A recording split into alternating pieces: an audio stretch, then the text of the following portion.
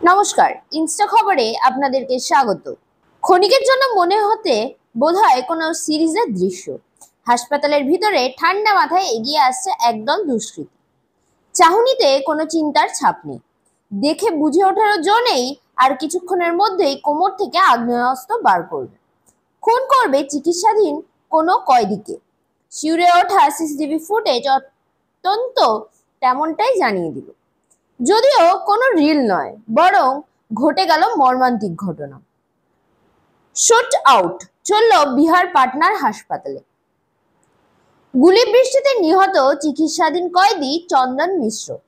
জানা গিয়েছে, বক্সারের বাসিন্দা চন্দন মিশ্র নামে অত্যন্ত 1 ডজন খুনের মামলা ছিল। মামলা চলাকালীন শারীরিক অসুস্থতার জন্য অসুস্থ চন্দন মিশ্রকে চিকিৎসার জন্য প্যারোলের পারেস হাসপাতালে ভর্তি করা হয়েছিল।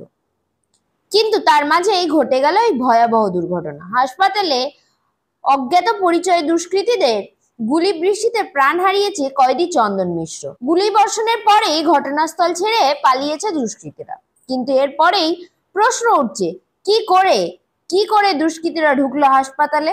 এসএসপির দাবি, এই খুনের পিছনে রয়েছেন চন্দন মিশ্রর রাইভাল গ্যাং চন্দন শেয়ার গ্যাং। ইতিমধ্যেই নিরাপত্তার ইস্যুতে হাসপাতালে 10 রক্ষীকে জিজ্ঞাসাবাদ করা হয়েছে।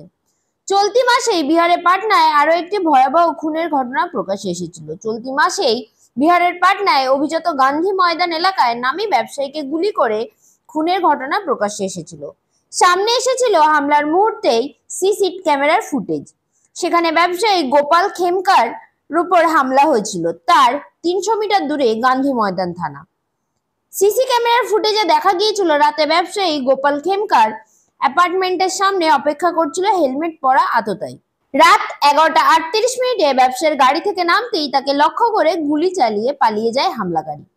হাসপাতালে নিয়ে গেলে ব্যবসায়ীকে মৃত বলে ঘোষণা করা হয়। ব্যবসায়ীর পরিবারের অভিযোগ, ঘটনাস্থল থেকে মাত্র 300 মিটার দূরে গান্ধী ময়দান থানা, অথচ পুলিশ এসেছিল 2 ঘন্টা পরে। ঘটনাস্থলের কাছেই পুলিশ সুপার গ্রামীণের সরকারি বাংলো, অভিজাত এলাকা। সেখানে ব্যবসায়ীকে গুলি করে কিভাবে পালিয়ে গেছিল আততায়ী?